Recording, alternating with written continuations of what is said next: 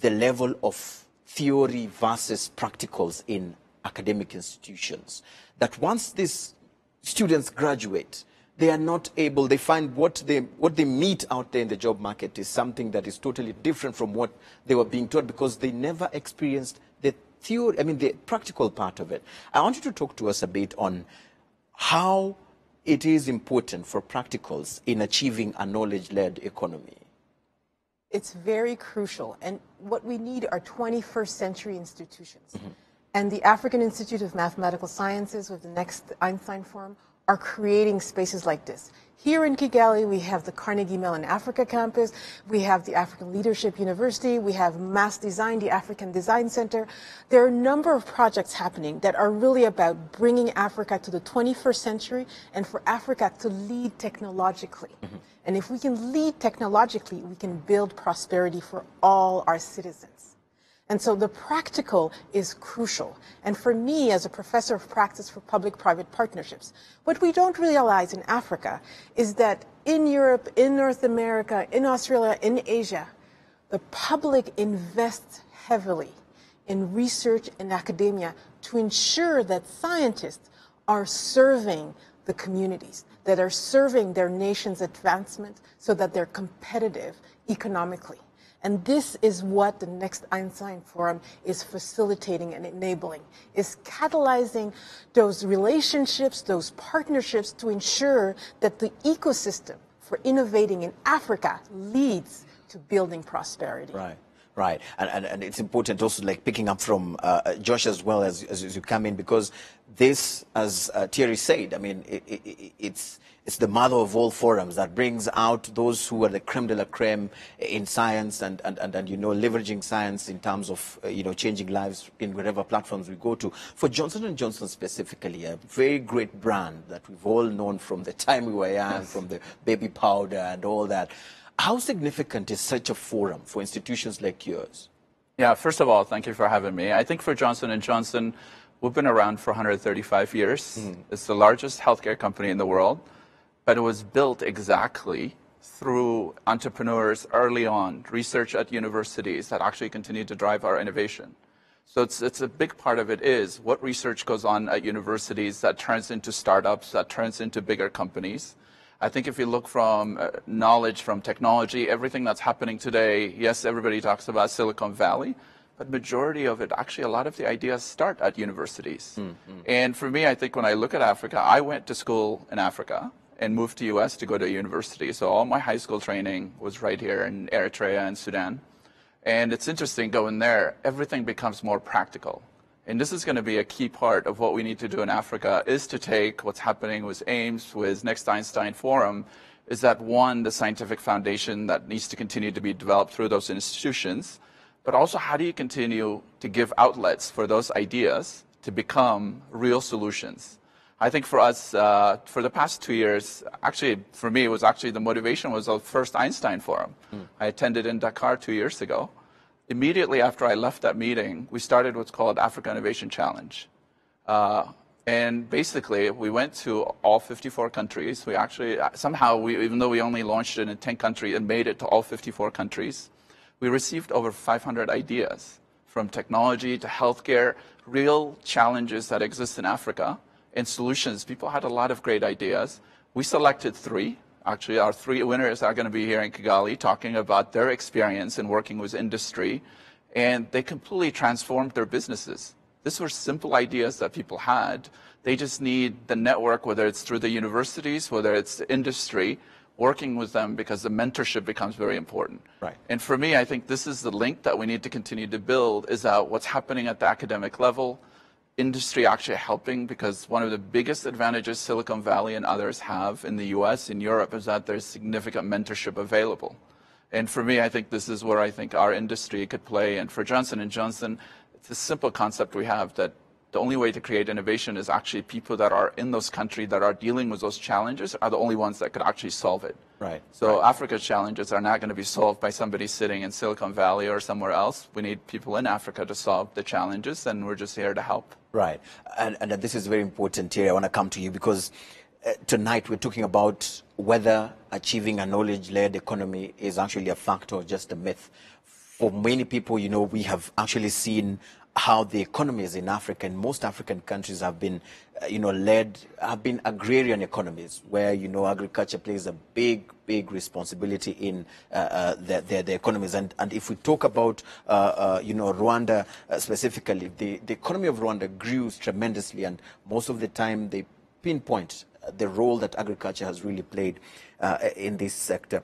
I want to understand from your point of view, do you feel that most of African economies are ready to move to the knowledge-led economies, or are they going to still remain on, you know, mostly agriculture, which is not so much mechanized, or resources, minerals to boost the economies? Do you feel this is a reality, or it is just a myth, something that we're just talking about and chasing the mirage? First of all, Eugene, let me tell you that African nations have no choice but to target deliberately knowledge-led economy. And they have to do whatever needs to be done to achieve it. Another concrete example, you know, when you look around globally, Africa bears 25% of the burden of diseases. And yet, we only contribute to 2% of global research output. So how are you going to heal your citizens if you don't invest in knowledge? If you don't invest in idea generation, how are you going to take care of the public health? You cannot take care of the public health, the health of your farmers, if there's no ideas, no invention, concrete research output, good research that translates into developmental impact or reaches the market. So to me, third, you look at countries like Saudi Arabia. They're anticipating that oil will dry up. Most natural commodities, most natural resources in Africa will dry up. Be it in 50 years or 100 years, it will dry up one day. The only thing that will remain is knowledge and information, out of which we can build our nations. Look at Israel. Don't go to Israel. Look at Rwanda. Rwanda is not a massively endowed country in natural resources. What is driving the economy of this country is services, is technology. And the country leaders have understood. And that's why they're doing. But what is going to take? This is where we need to have a serious discussion. Right, yes. You know, when you want to achieve a knowledge-led economy, you've got simple chain. Number one, you've got to transform the way your people learn. We need to transform the way our people learn. All right, so how do we do this? Traditional education system, where we go to school to learn by region memorization, will not help Africa. You have people who have book knowledge, master's degree and PhD. They're not employable. They can't get anything done. They have never learned to solve problems, to be critical thinkers, to be innovators. So we have to transform the educational systems into an ecosystem for learning where people are capable of critical thinking. That's the first step of the chain. The second step, you know, it's the second step of the ecosystem is the knowledge creation. This is where you enable people, young people in the learning ecosystem to come up with new ideas, critical ideas, to invent stuff. But it doesn't stop there. Once you've got the invention stage, you need to move whatever good idea is coming out from critical thinking, from research, into prototyping. There is this piloting.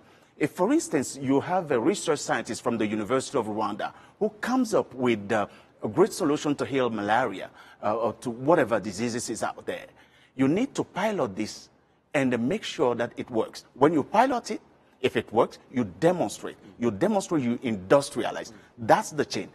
But the big issue facing most African countries who are already doing this is what we call the valley of death. Between the idea generated, for the idea generated to move to piloting and demonstration, if there's funding lacking, if there's no funding, no proper infrastructure, the idea may die. It dies over there. I mean, Eliane, I mean, for you, I mean, I want to hear from you based on the 2 points that he mentioned, critical points that he mentions, changing our approach to education and then also giving opportunities for people to go through those stages of prototype, testing the idea. Well, if it works, then we pick it and Johnson & Johnson takes it up and then this inventor or innovator is happy. How do we do this? How do we make sure that these opportunities don't miss us if we don't fix this? I mean. So the great thing is Africa has a lot of problems, and all those challenges are opportunities. And our opportunities are the greatest space for creativity that can be turned into inventions, that can be turned into products that can be of service to the continent. Because the really important thing about innovation is innovation in context. If you look at one of our first African billionaires, Mo Ibrahim, how did he make his money? Telecom. Because the space of telecom was bare in Africa. Everything needed to be done. And so there are a lot of places in Africa in terms of the challenges that we face that are all opportunities for creating prosperity. The challenges, we are not tapping into those opportunities. Yes. There's this valley of death he spoke about. Absolutely. How do we save ourselves from it? So part of it is how do we train people to be able to solve solutions so that investors want to help them through the valley of death. Mm-hmm. And so we have to ensure that scientifically they're trained at the best standards possible. And AIMS, of course, is doing that, bringing Nobel Prize winners to Africa to help us train our young people. And also, it's what is the quality of leadership that goes into training our young and preparing them for the future. So as one of the pre-events here for the next Einstein Forum, I just led a workshop on leadership for women in science. And we had 40 women from all over the continent.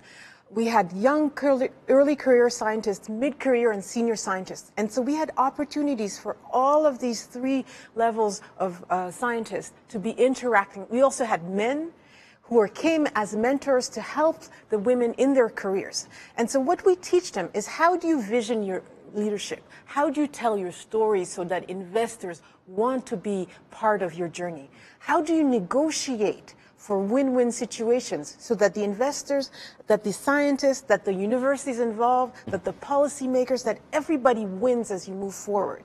And also, how, when you have all of that established, how do you ensure that you have the mentors, the champions, the coaches that are going to help you go through the different stages of advancing from creation to innovation to prototyping to scaling to businesses that are serving the whole planet? And so each stage requires different types of leadership, different types of skills. And we want to ensure that our population, and specifically, I want women to be very involved. Because the women of Africa think not only of themselves, but they think of their children.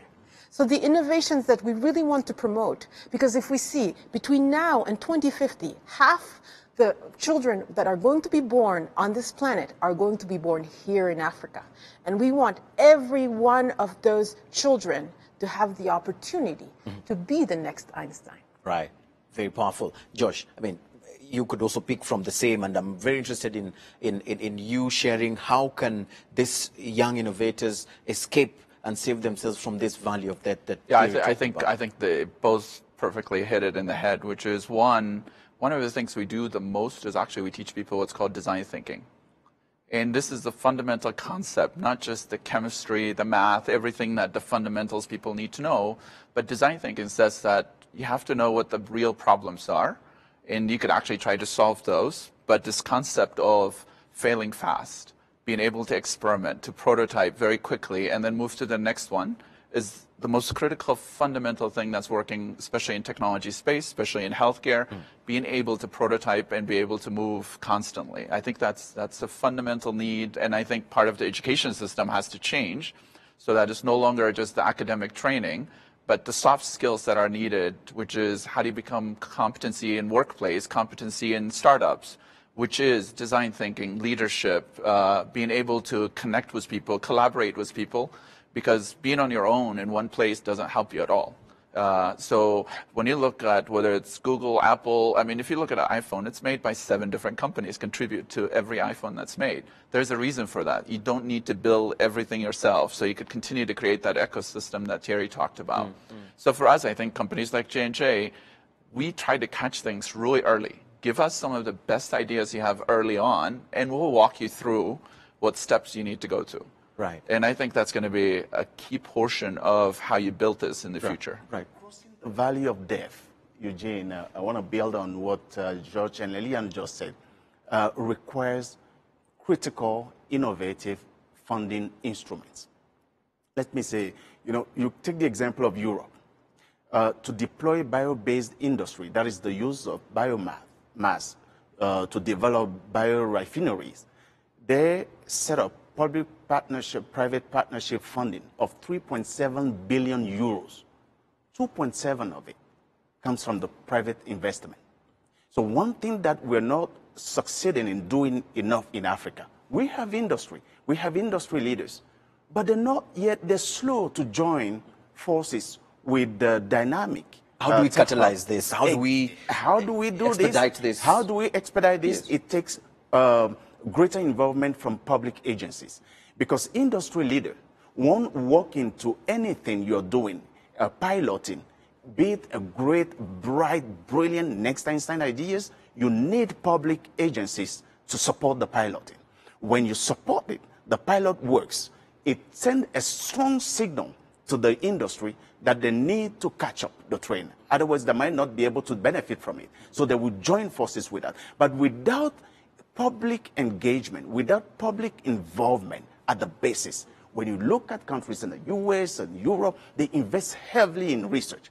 Our countries across Africa has committed, I guess, 1% of the GDP investment in research. But I believe, I may be wrong, none of them is reaching, it have reached that level of 1%. So we must revisit and streamline and increase public investment in research, idea generation, piloting, with a strong backup from government. And industry leaders, we must hold them accountable.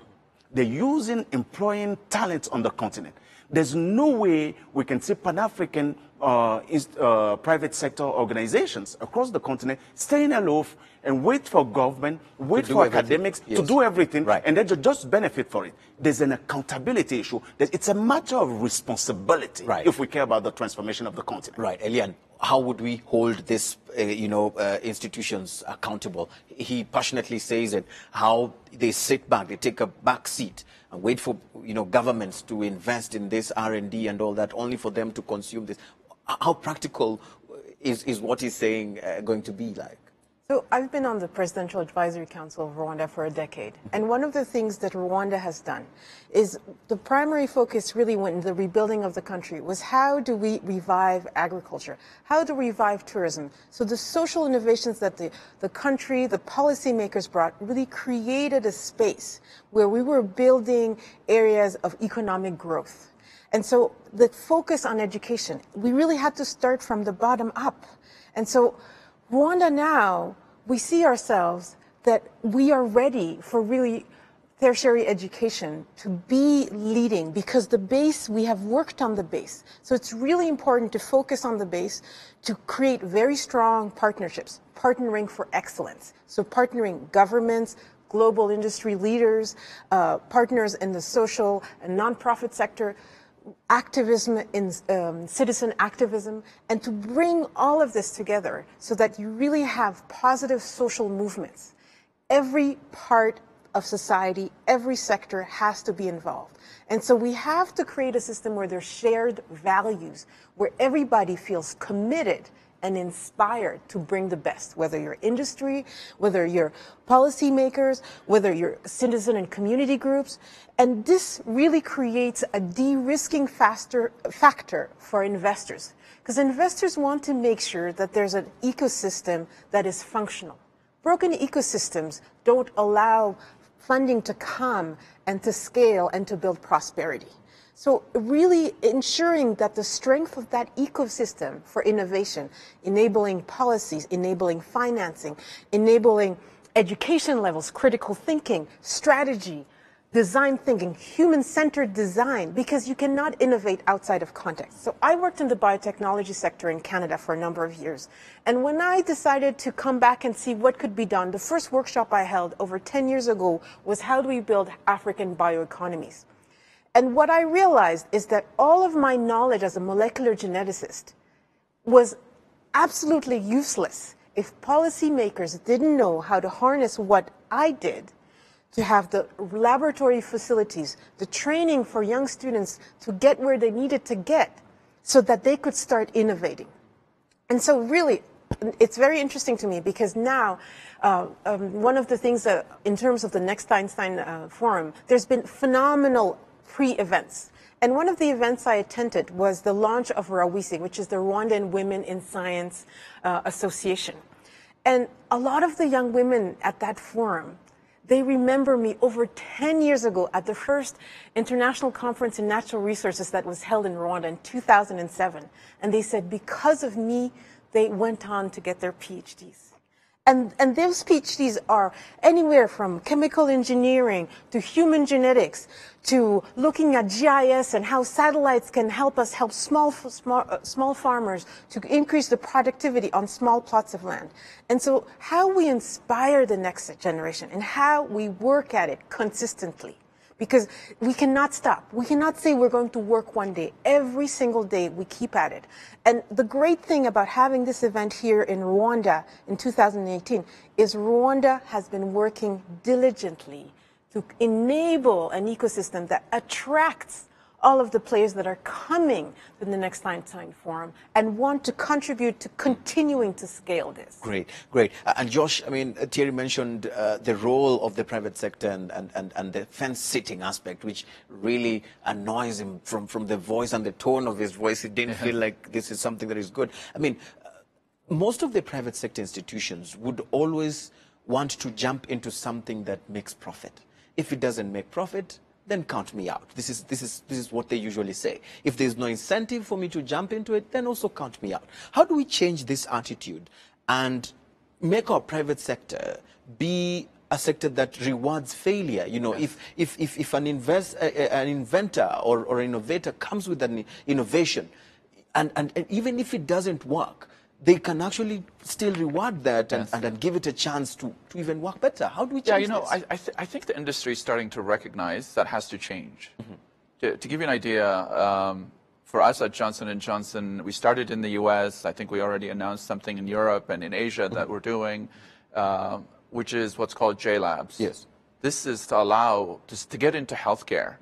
A startup, it's a very costly process. Just to set up a lab, it costs a lot. So we thought that the best way to actually encourage entrepreneurs to actually go into healthcare and address some big challenges is actually to make the facilities available to them. So what we decided in J-Labs is actually we opened up new labs and people can apply to move into our labs and work there and no strings attached. We said you don't have to sign anything with us. Just continue to work with us. We'll give you the space. You have all the lab equipment that you need. And if you like us at some point, you might want to work with us. Right. But at least we'll give you the mentoring, the education, a lot of the things that you need to develop your idea further. I think that's what Africa needs. To give you an idea, I mean, there's over 300 tech hubs already built. So to Thierry's point, if the public sector doesn't start encouraging that, not only industry, but you also need a lot of private investors. There's VC money that comes in to accelerate some of those ideas. And that's when actually, usually when VCs get involved, it becomes very clear what you need to do. The experimentation becomes very regimented and it's very clear what needs to happen. But none of them are going to come unless when all these tech hubs are being built across Africa, how do you get the public? And Rwanda has been a perfect example. I think we're seeing it in Nairobi. We've seen it in Ghana. Governments that actually have stepped up to say, we're all for innovation. We're all about driving basically technology, information that actually accelerates the knowledge of what people need to make their farming much more productive, their communication, logistics. I mean, you can go on and on about how technology and data actually changes how you see your productivity. So I think for me, the public is going to be a big part of it, the public sector. Especially people are starting this in Africa. It's people are recognizing 300 tech hubs. That's a lot if you think about it. And so far, my last numbers was over 40 different countries have tech hubs in their located in their country. So how do you accelerate that? How does, similar to what clear guideline that Rwanda has done to advance technology and to advance innovation, we need that from most African countries. And I think if you do that, if there is a support system, most VCs, most private investors, most industry will step in. Will jump in. Yeah. Thierry, he speaks of the number of the tech hubs, and someone listening is like, whoa, we have all those. Yeah. And the question that comes to mind is, what is coming out of them? Yeah. That we can put a finger on and say, this invention or this innovation came out of this country or this continent that is actually out there being put to use, saving lives of people out there. That's the question that most people wonder, at the end of the day. Yeah, before I jump on to respond to that question, I would update George's number. It's roughly 500 now across 90 cities. And that, you're true, because it's growing. Yes. Maybe as we speak. Someone else is working on something to launch tomorrow. And this tells you of one thing, that there's a great opportunity, a huge asset that we have on this continent, the young people. They're eager to learn. They're hungry for knowledge. They want to discover. They want to invent. Some of them are trying their very best to put that in place. When I take the example of a country like Rwanda, why is AIMS here? Why are we having the next Einstein Forum here?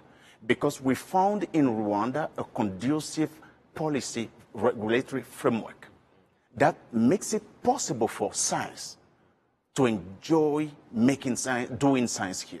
It's a very important. It takes strategic thinking and strategic leadership to deploy that. Now, what is coming out of those tech hubs? Some of them may die. They say 3 out of 5 of them dies between the age of 0 to 5 years. Why? Number one, for lack of a funding instrument.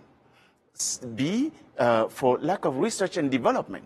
That's why one of the lessons learned from our end at AIMS, no tech hub should be, well, I'm not going to say no tech hub, but tech hubs should evolve within an ecosystem. Like what Rwanda is creating here, Kigali Innovation City, like what Senegal is creating in Dakar, the Cité de Savoir, like what is being created in Nairobi and in Cotonou, Seme City. It's within those ecosystems that if you, Eugene, you start your tech hub, you don't need to worry about too much investment in R&D, because you've got Josh, who is an academic, who is a research scientist, doing research that you can benefit from. And then you've got Eliane having some funding mechanism that you could tap into. If you want to cover those by yourselves on your own, you might not be able to achieve much. But the bottom line is, there are great things coming out of those tech hubs. They're solving problems, practical problems relevant to our people, to villages, to farmers. They're trying to improve the farming techniques. They're trying to enhance the way we communicate. And you just have to see how we're mastering and using mobile technology today. These things are coming from the tech hub. But the things that is going to really transform our continent, it's going to take a more deliberate ecosystem approach, right, and strategic guidance, and under a Pan-African institutional umbrella. No country on its own can make it to compete on the global stage. Right. That's why I really applaud what happened here under the leadership of President Kagame last week or this week. It's important. It should not just be for trade. It should also be for research mobility. Right. There are still countries across Africa where researchers can now move from one country to another. I have an example right now where an Einstein Fellow cannot move from where he is. Don't ask me to name the country, because if he goes back, he might lose his immigration status. Wow. So this is what is going on. It's really upsetting and outrageous to still have a young, bright scientist not being able to move to Rwanda to show what he's doing. So this is important. Yeah. Before we ask of tech and academia and the ecosystem what they're doing, it's important that regulatory framework makes it possible for them to do what they're going to do. Right. Elian, I mean, I'd love to hear your thoughts as I also stand to go and see what our viewers are saying on our social media platforms. Just keep talking to me. Tell me what you think about what Thierry says as far as the ecosystem is concerned. Why are we not seeing, each of all these institutions plugging in together for the aim of encouraging these young innovators to actually deliver in these knowledge-led economies? So one of the things that we underestimate and most people don't realize is public-private partnerships build social capital. Mm-hmm. And social capital, does it really mean in science and technology? It gives the opportunity for people to fail forward towards success. Mm-hmm. If you look at the light bulb, it took 1,001 tries to get it right. When it was finally right, somebody became one of the richest people on the planet, mm-hmm. but he had to fail 1,000 times. Today, the industry players will tell you we have no time. Well, we do not have 1,000 years to wait. We can fail forward, we can fail fast. Mm-hmm. And the idea of giving our youth lots of opportunity allows them to fail fast, fail forward, and to learn. Because one of the things we want executives that have experience, that have creativity, that have diversity of experiences. And the more we deploy that on the continent, the greater data we have and the acceleration of the process we can create to build prosperity forward. And so these networks allow us to accelerate the process. If we look at the phenomenal advances, we look at AIMS. When it was initially created, did we know we would get where we are today? And so what we don't realize, if you look at any great leader, they have failed more than everybody else because they have kept trying and got up and learned more, better, stronger, faster. From their failures. Absolutely. Great.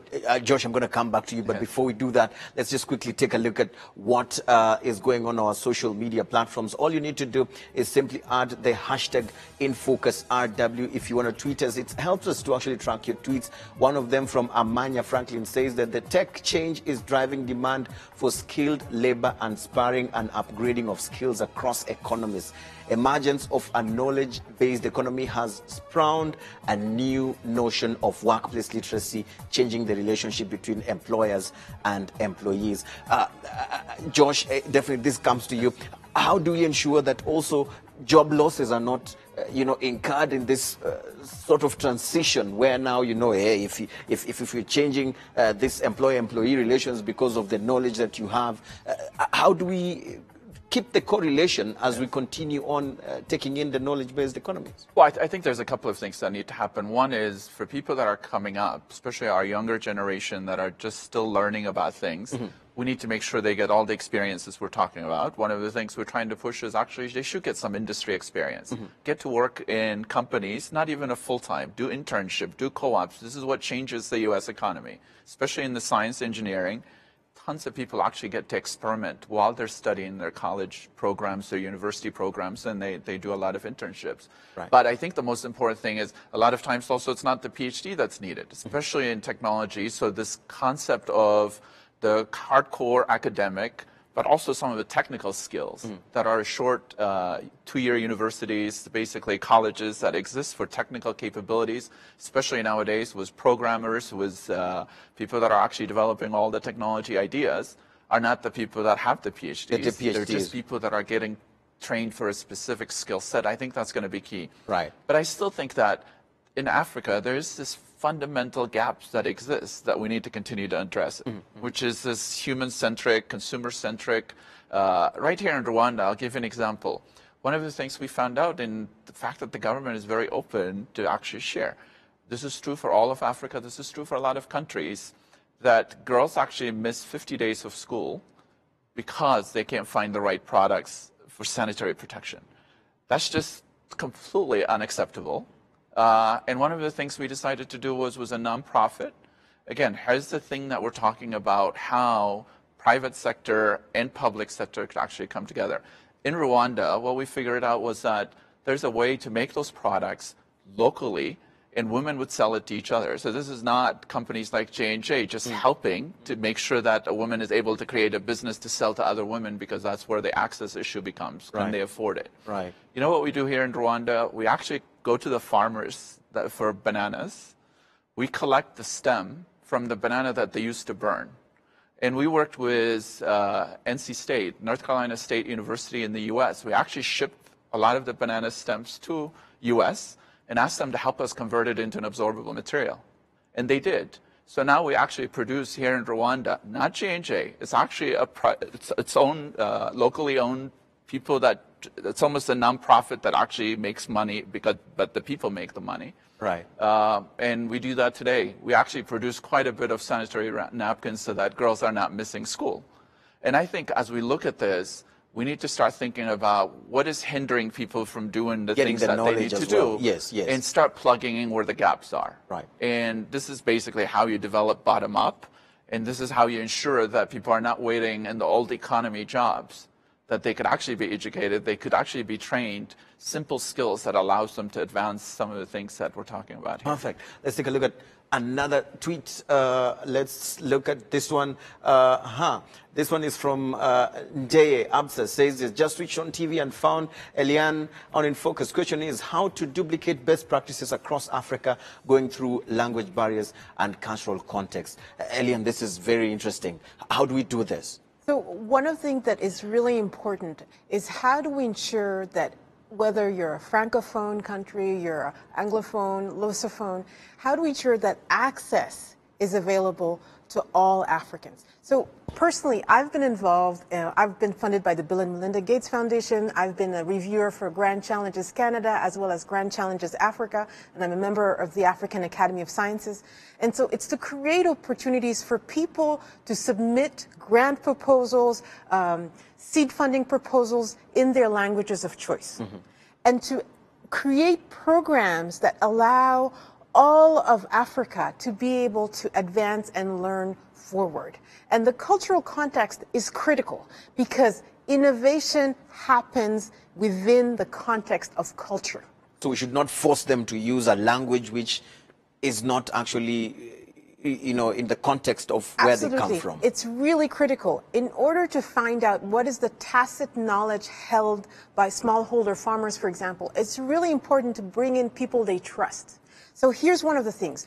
Trust accelerates business partnerships, relationships that will find what are the gaps that are missing so we can actually create value chains that are profitable. So it's really important to be of service to society. Josh just gave us a great example of being of service to something that's very important and intimate to young girls. Right. And so it's always, how do we take that cultural context, whether it's gender, whether it's language, whether it's location within the continent.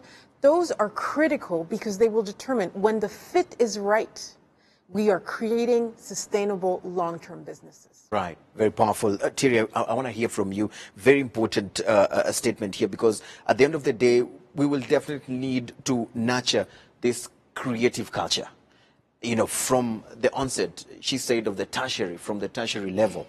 And it will be very important for us to understand the channels that we'll use to actually leverage the existing and growing African brain trust issue, but of course also the brain drain at the end of the day, because yes, we'll be bringing up this culture of creativity. As we have creative people, they will look for opportunity elsewhere. We've seen some of them leaving to look for opportunities elsewhere, away from our continent, away from our homes. How do we balance this to bring in the culture of innovation, culture of creativity, but also keep this, you know, big minds, great minds within the continent? First of all, using the concrete example of AIMS, the African Institute for Mathematical Sciences, what we're trying to do is to enable young Africans to do great science in Africa without having to go to the US, to London, or to Paris. It's important that we create for young learners in Africa the environment they need to do excellent science, the same as anyone could have done in New York or in Toronto. So second, the ecosystem approach, trying to produce graduates is not enough. It's not an end goal. What are they going to be doing after they graduate from university is extremely important. You have people who choose different streams. Some may want to go into academia and go on to PhD. Others want to stop at master's degree level, and if not master's degree level, at engineering level, but they want to be able to find a job or start up their own enterprises. We also need to offer them the opportunities within the ecosystem to have the means to achieve their dream. It's all about opportunities. Why are there many young Africans crossing the Mediterranean and dying in the Mediterranean seas? Because they lack the opportunities they're seeking for and drowning in the Mediterranean. They lack those opportunities back home. So third, it's extremely important. I will get back to your brain drain issue. Right. It's important that we come to the reality, to fight with the reality that the way we learn, I get back to that, it's going to be foundational for Africa in the 21st century. What am I suggesting? 7 out of 10 children schooled today in Kigali would work in business areas that had never, ever existed. So what do you need? If it's the master's in sociology, master's in mathematics, and you think with the master's you're fit for job, it's wrong. It's wrong. What we need to learn is critical analysis. There are cross-cutting skills that every single person needs to learn. And then we need to emphasize and start this in our knowledge ecosystem. Now, back to your brain drain. I think when it comes to brain drain, it's still an issue. And if you have research scientists, for instance, you have skilled workers who lack opportunities back home. They will go. While there's opportunity in the US, they will go. So it's up to us. It's up to the policymakers to create the environment and industry to create the environment for these young people to stay here. Having said that, let us not get paranoia about brain drain. I think Elian mentioned many times in Canada. I lived in Canada. Josh was born in Eritrea, studied in Eritrea and in Sudan. Here we are in Kigali working. We're here. So whenever the ecosystem is ripe, when the opportunities are there, when the regulatory framework, they beg to come back, like most of us have begged to come back to Africa. Right. So let us keep that into proper perspective, not to dramatize brain drain, and focus on working to make opportunities available for our young people here. Powerful. Thank you. Review a couple of examples. Yes, yes. One of the things that just recently we held a meeting in San Francisco for Africans in diaspora. This is in Silicon Valley. There were over 500 people, Africans, that own businesses across the US, Canada, Europe that showed up. And it's really interesting. Every time they talk to every one of them, if the right environment, actually, they all want to come back. And I know several of them in Lagos, a Nigerian woman, very young woman that started a business in Lagos. She goes back and forth between Silicon Valley. Recently, I was in Nairobi, and it's actually a coincidence. A woman I hired 15 years ago when I worked for Colgate-Palmolive, and I run into her at a cafe in Nairobi, and I said, "What are you doing here?" She said she left the company in the U.S. and moved to Nairobi to start a company. Right. I think we're seeing this a lot happening in the countries that are much more open about this whole building that ecosystem, like Rwanda, like Ghana, like Nairobi. And I think in terms of what we're seeing in Kenya, I think the more we see that in Africa, majority of the people, majority of the young people that we're seeing in US, Europe, and others, they want to come and help. They will come and help.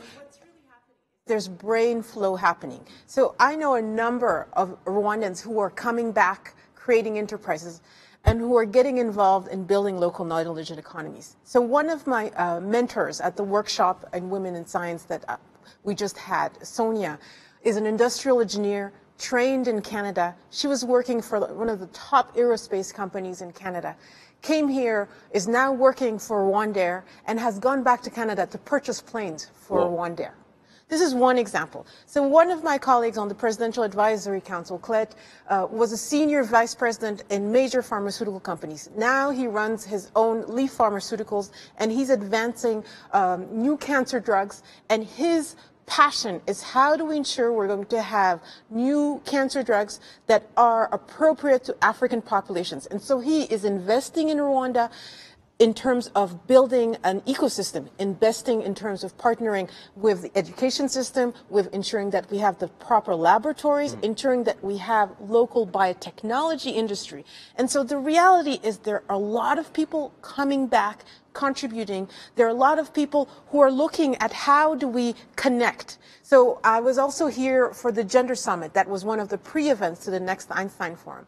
So Dr. Yvonne Buru, who's Kenyan, based in Paris, doing research in oncology at the Institut Pasteur. So she has been looking, she created a company called Med in Africa, and it's about connecting people that are doing discovery work in the health sector that are African in the diaspora and linking them back to the continent. Right. Because it's not about brain drain anymore. It's brain flow and leveraging brain flow to bring capital to Africa to accelerate our failure to success rate. Because when we have people who have experiences from the continent, who've worked globally, who've worked They decades, become resourceful. they become resourceful. A colleague of mine, Peter Ataja, based in China, working for Novartis, is doing a lot in Ghana, where he's coming from, to help build the innovation ecosystem. And there are a lot of Africans, because their heart is here. So what we need is just the environment, the right environment. Absolutely. And they will be coming back. Now, Eugene, Yes. Some people, some of the viewers or your viewers may say, I've met many young Africans here and in other countries who say, why are the African from the diaspora always demanding a lot? I'll create this environment, XYZ environment for me before I get back. They should come and work, sweat, roll up their sleeves and make the environment adequate for them to live in. They are true. They are correct. So we should not also be too much demanding on Africa, because the driver should be, what do I do? How do I give back? How do I help? Instead of sitting back, criticizing how poor this policy is, how inadequate this infrastructure is, How inadequate the environment is. How harsh it is, this village, and they're criticizing, watching CNN, watching BBC in New York, criticizing back And home. tweeting. And tweeting, Yes. you better get down here.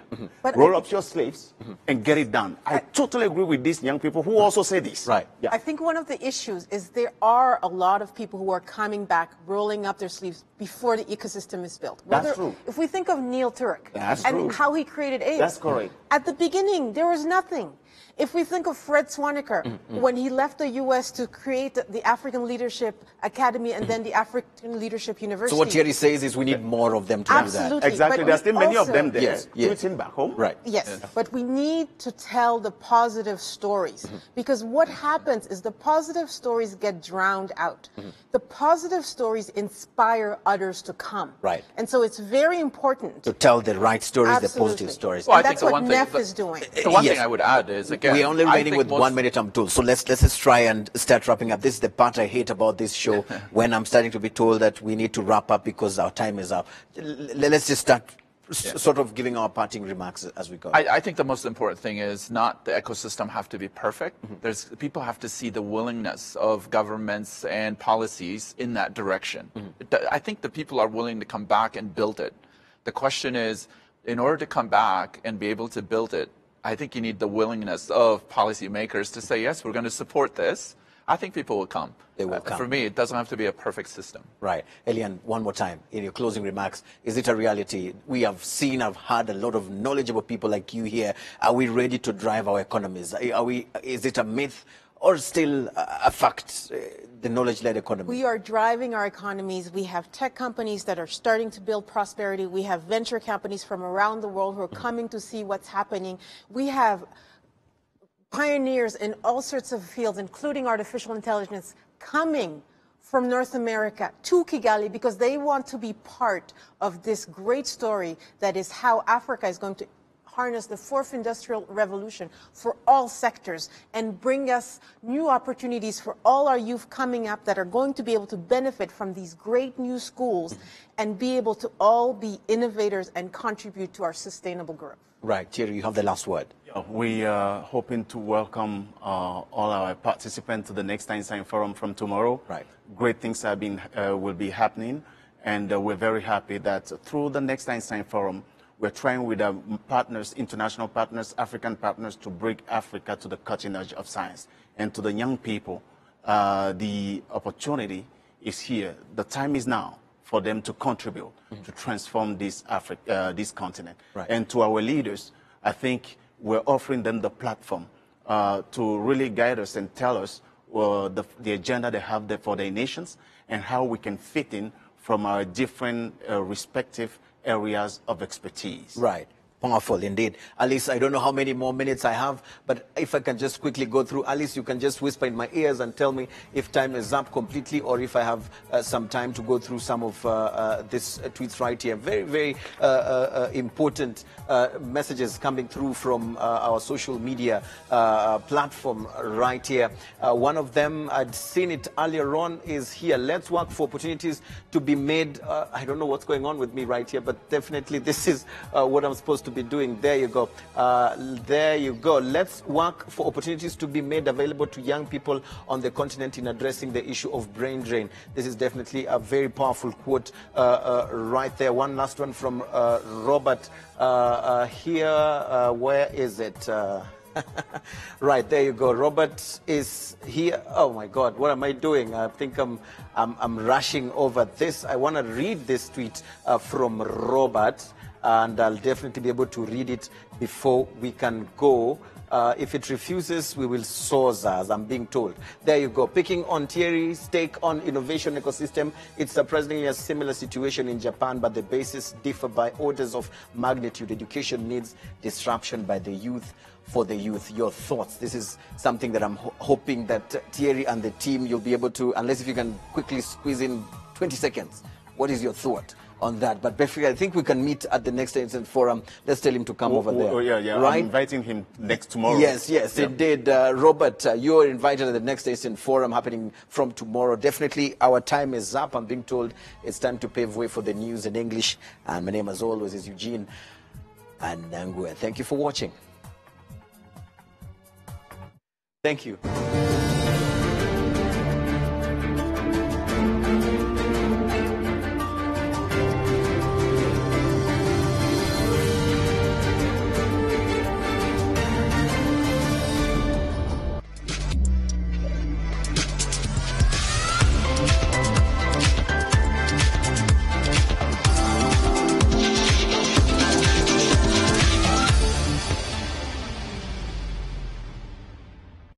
Rondair, renowned for its tremendous ability to fulfill your dreams, invites you to connect more with your friends and family in Europe with 3 weekly flights to Brussels, one of the most popular cities for the African diaspora. Take advantage of the exquisite service on board our punctual flights, connecting you to over 22 other destinations in our fast-growing network. Rondair, fly the dream of Africa.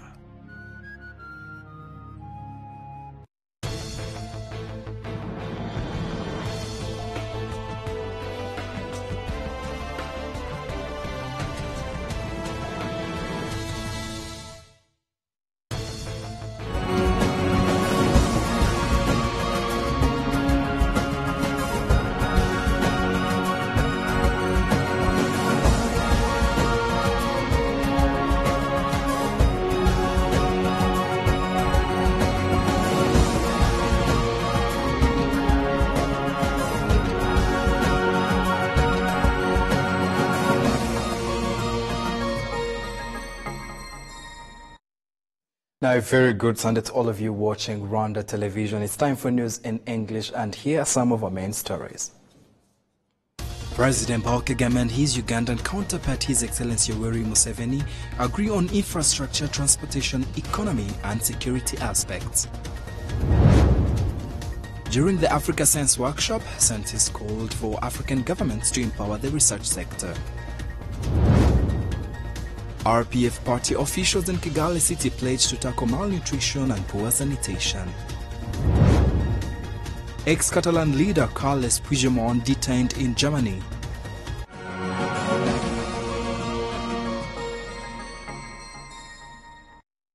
A very warm welcome once again to our news in details. I am Friday James taking you through. Now,